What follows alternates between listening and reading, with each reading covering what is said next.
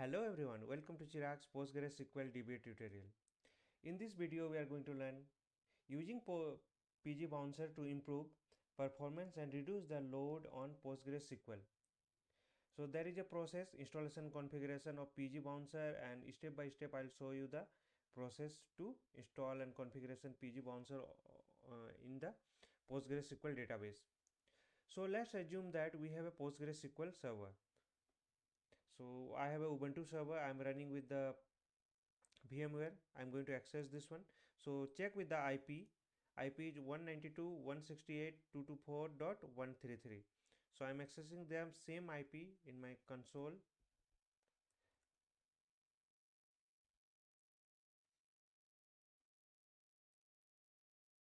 So this is the screen. So SSH DPT my username and 192.168.224.133. This is my server IP.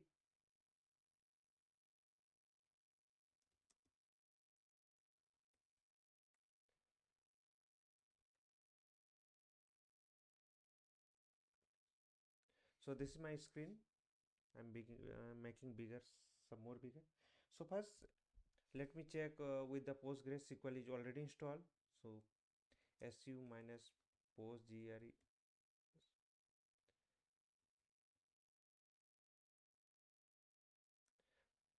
So here I'll check with the list of the databases.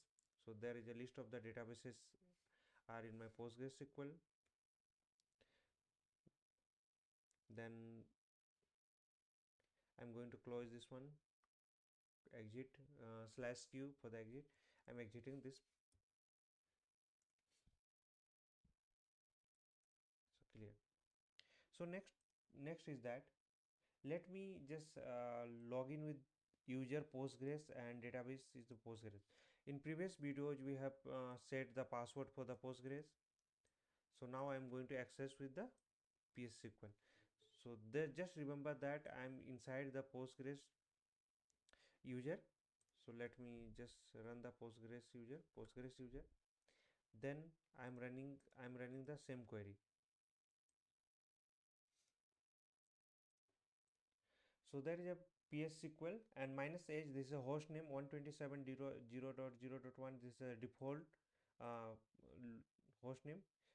I'm using the local host instead of that. Also you can use -p. This is a port number. 5432 is my port number. -u user Postgres and -d. This is database for the Postgres. So enter. It will ask you the password. So I have provided the password. So I'm in Postgres database now. Okay. So let me check with the Postgres version. So select.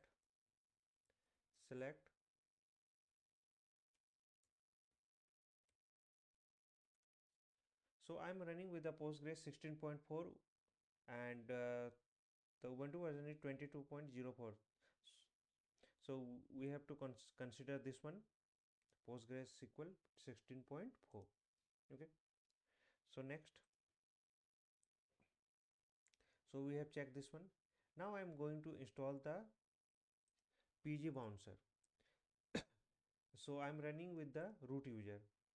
Let me exit from this.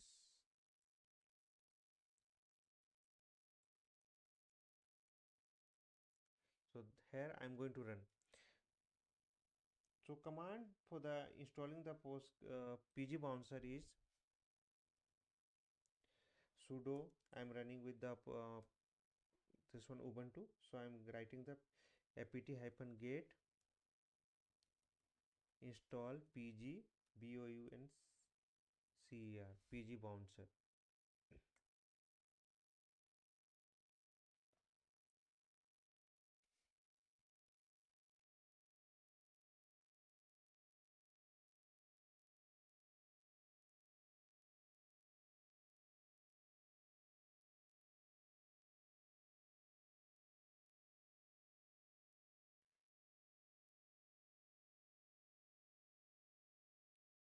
So installation is near about completed.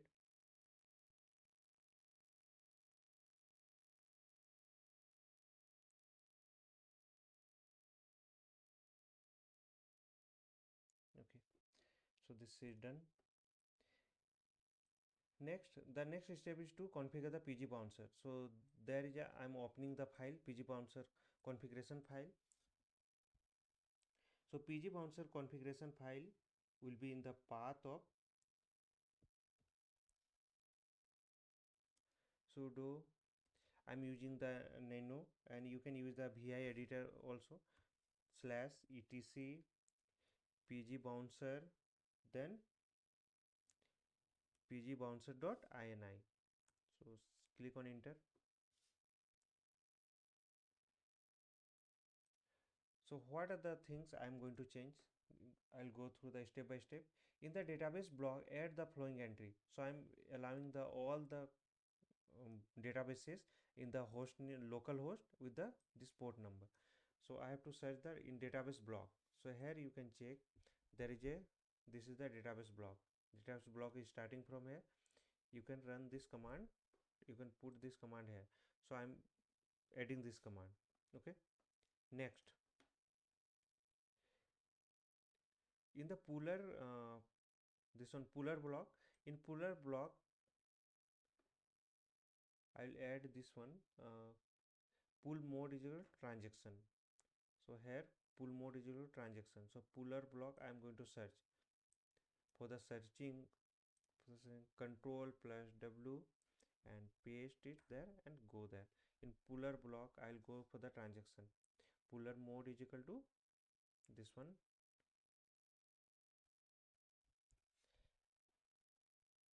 So what is the session? After client disconnect default, and this transaction after transaction finishes, statement after statement finishes. So here I am going to use the transaction. So my pull mode is transaction. Next, in the connection limit, we have the total number of clients that we can connect in the some high value. So I am giving the 5000 for that. So connection limit, in the connection limit, control W, here I'll just, maximum client connection is 100. So I am giving the maximum client connection is here 5000. So 5000 number of clients that can connect. So there is a 5000 is there. Now next, in the authentication setting, we set auth type is equal to MD5 to the authentication user by password. The file with the database login and password will be located in this path. So authentication, I'll just provide the path. So this one is already there, we can check it.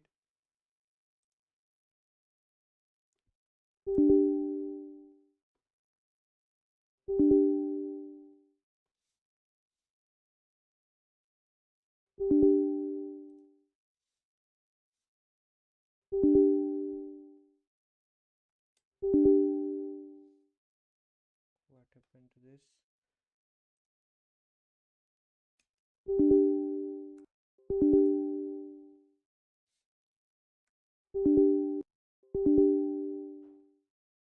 Control C.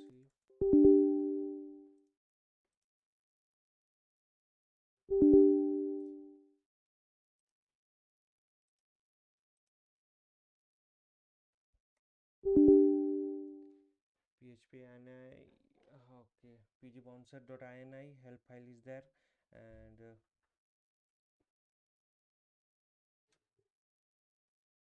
PgBouncer, this is not working. Let me cancel this one and let me open again. So CMD, again I'm connecting this one. So SSH dpt my user @192.168.224.133.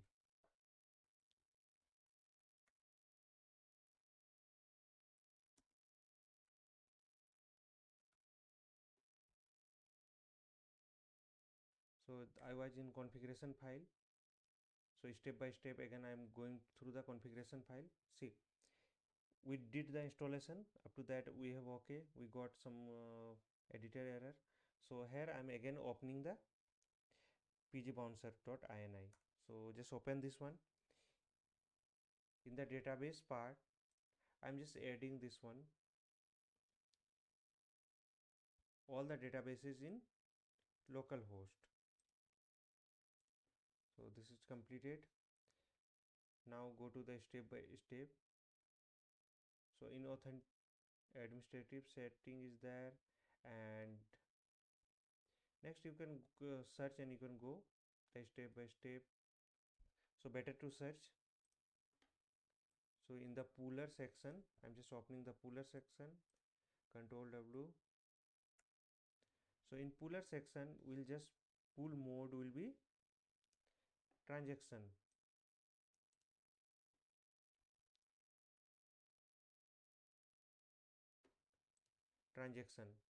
Next, in the connection limits, we have a default connection is 100, but I'm going to add in the 5000. So 5000 user can connect. Max client connection, the total number of clients that can connect is, I'm giving here 5000. Okay. Next, in the authentication setting section, let me search this one.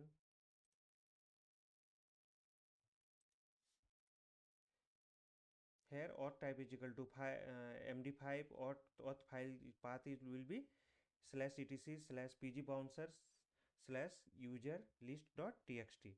So same path is there, no need to change here. Next, user allowed to database. So which user we are going to allow into the database?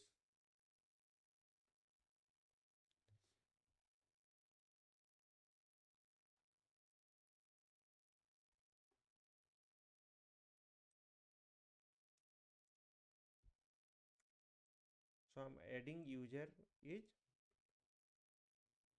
Postgres. I'm adding the Postgres user. You can use your uh, any of the user, just like user 2, some admin, some other admin user, you can edit. Now let's open the file with this one. I'm going to close this file. This file work is completed. So Control X Y, so file is closed. Now next, I'm going to open the user list file. So in this editor,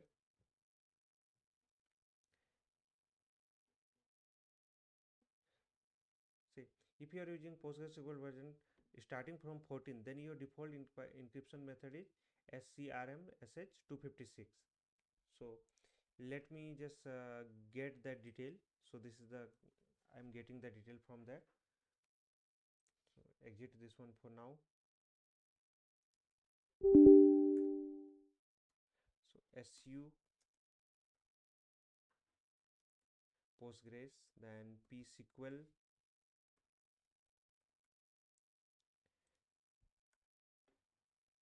get the detail.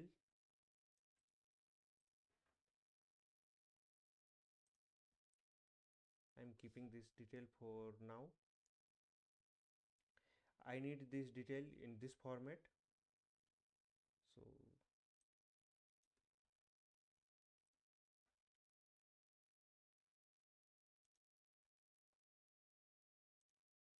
okay. So copy this one, just open the editor file. First exit from there. I insert, write and quit. Okay. So this part is done. Now to make sure our application use the PgBouncer when the connection to the database, all need to be changed. Its port to use 6432 instead of 5432. Previously we are using the 5432 for the accessing that, and now I'm going to use the 6432 for accessing that. Just go through the note. If you are using PostgreSQL version up to 13, then default password encryption method is MD5. Okay, so let's go to the next. Here just check with the show max connection, how many connection are allowed there.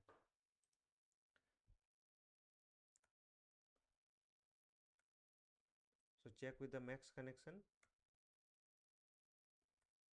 So max connection is 100. We have a max connection in the database. Default max connection is 100. So now go to the next.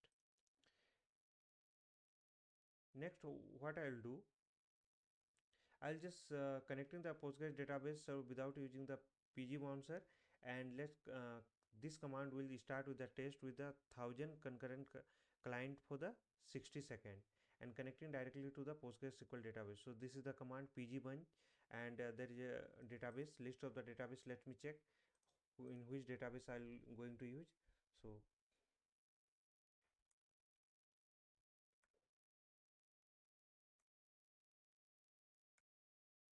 /l.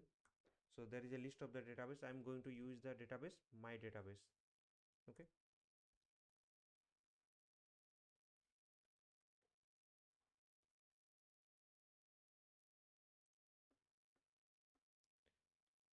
so there is a my database is there I'm using, and this is a connection 1000 time for the 60 second, and this is the default port for Postgres. I'm just going to connect this one. Let's see. So I need the Postgres user, so click on enter. So there is a error with the pg bench dash add I. So let me run this command for the initialize that, and my database completed. Now I'm going to run this PgBunch and connecting to 1000 connection.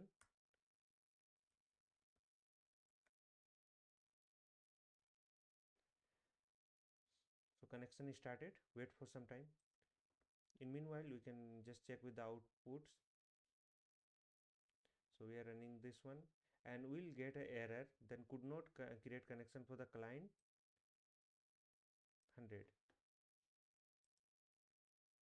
So we are getting the error. Could not create connection for client 100. Means we have a list of too many. Sorry, we have too many clients already. So go through there.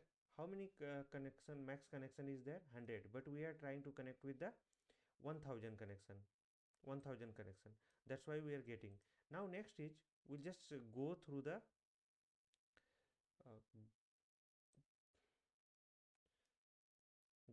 PgBouncer. So there is a 6432 is PgBouncer code. I will use the same thing, only the port will be changed. So here I am running this code PgBunch minus C connection is 1000 minus T 60 second, and my database, same database I'm connecting with the this one PgBouncer. So click on enter. It will ask you the password. Okay, password is failed. Okay,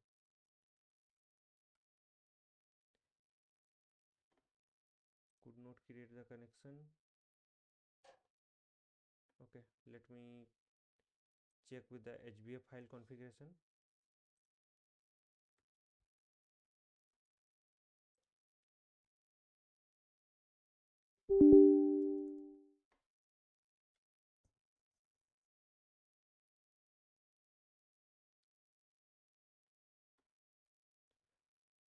So here there I was written the MD5. So here I have to write the MD5. So connecting that, I'll just use the MD5.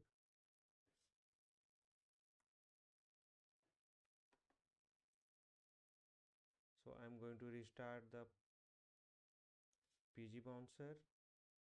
First I'm going to restart the Postgres or PgBouncer, whatever. Again I'm going to restart the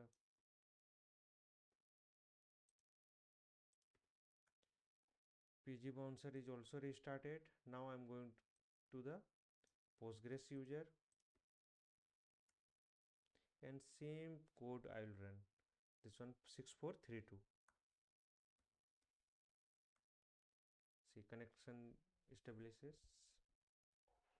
Now wait for some time. It will give you 60 seconds. At least we have to wait because we have given the 60 seconds.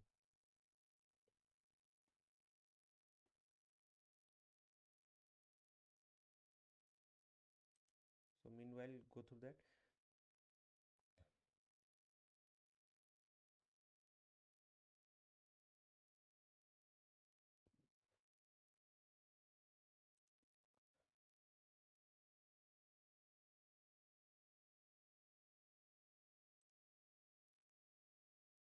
So here you will get like this. So starting vacuum and transaction type, and there is a query mode, simple, number of connection 1000, number of thread 1, maximum number of tries 1, duration is 60 seconds, and number of actually processed, this many transactions are processed, latency average will be there, and initial connection timeout is connection time is this, transaction per second is 29 point something. So you will get like this.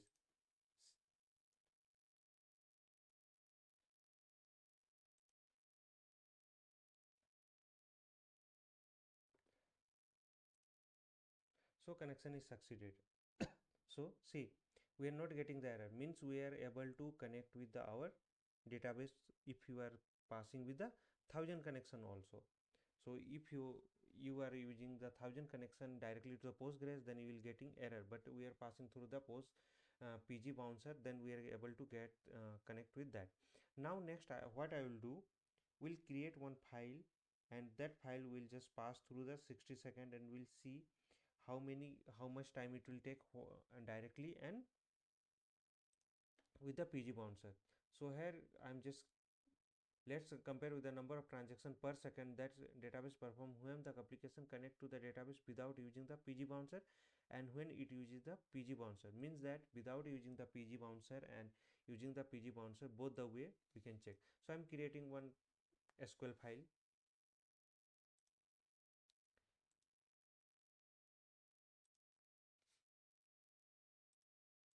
So SQL file, here I'm going to write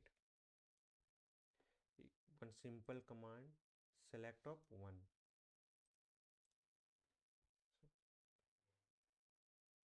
So file is created. So there is a mysql.sql. Now I'll just connect this one using the 5432, means directly I'm without using the PgBouncer, I'm application connect to the database without using the PgBouncer. So same, I'm going to run this one, and there is a command in mysql.sql is there, select 1. Okay,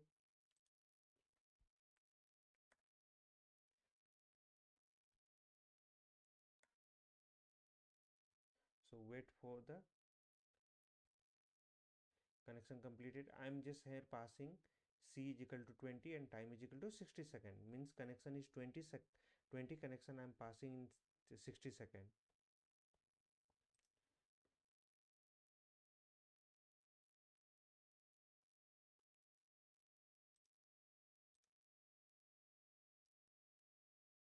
Output of this, I'll just keep it for our reference.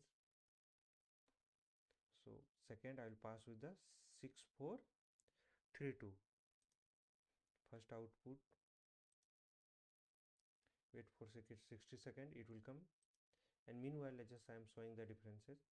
So here we are running with the directly 5432, and we are getting the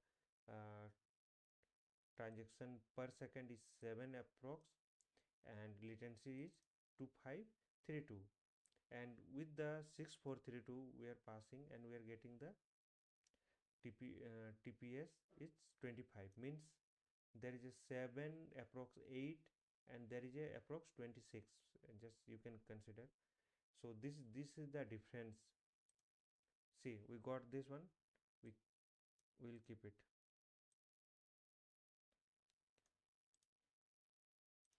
We'll keep this output.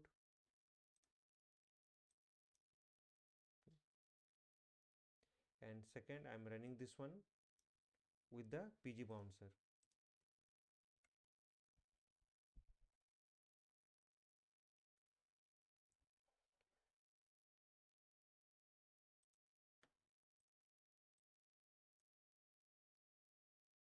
So I'm creating one more tab and just will compare.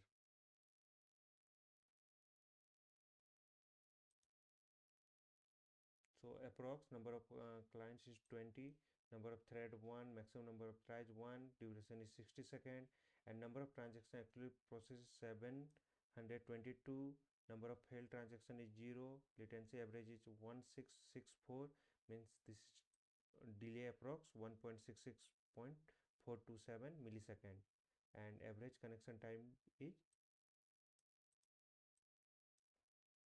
81.790 millisecond,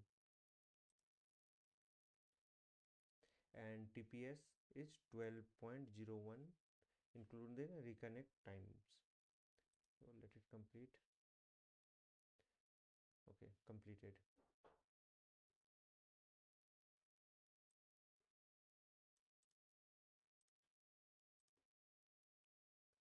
So I'm running this one side by side. I'll do and I'll compare.